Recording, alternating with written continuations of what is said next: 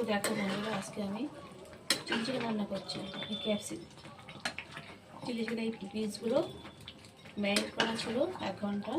এই যে এই পিসগুলো, তারপরে ডিম দিয়ে, লেবু, গোলমরিচ, তারপরে একটু তন্দুরি মশলা দিলাম, কর্নফ্লাওয়ার দিলাম, দিয়ে মাখিয়ে 1 ঘন্টা রাখা ছিল।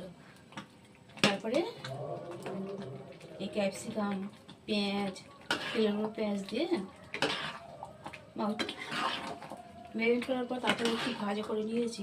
এগুলো ভাজার পরে তারপরে সেই তেলে ক্যাপসিকাম, পেঁয়াজ, আদা রসুন বাটা দিয়ে একটু কষে নিয়ে তারপরে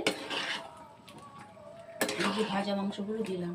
দেওয়ার পরে নাড়াচাড়া করে একটু নাড়াচাড়া করে তারপরে এটা দিলাম সস, 3 রকম সস দিলাম।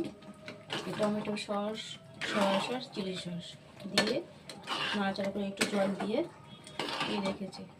এই যে জিনিসটা হয়েছে, ঠিক আছে? কত সুন্দর হয়েছে, কি সুন্দর দেখো। কেমন হয়েছে বলবে, কমেন্ট করবে তোমরা। যেহেতু আজকে রবিবার, সেই জন্য এটা করলাম। তো আগে আমি দেখিয়েছি ভিডিওতে আমি কী করছি না করছি।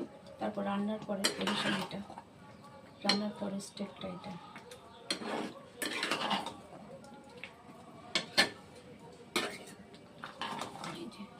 এবার একটু বন্ধ করতে হবে, এটা হয়ে গেছে।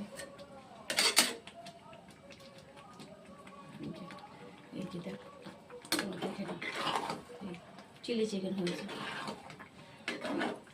এটা খেতে সুন্দর লাগে, ফ্রাইড রাইসের সাথে খুব ভালো লাগে। তো আমরা আজকে সাদা ভাত দিয়েই খাবো।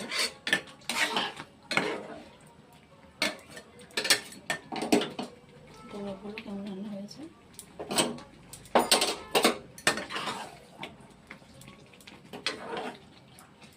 বন্ধ করে দিই গ্যাস, এই পর্যন্ত হয়েছে।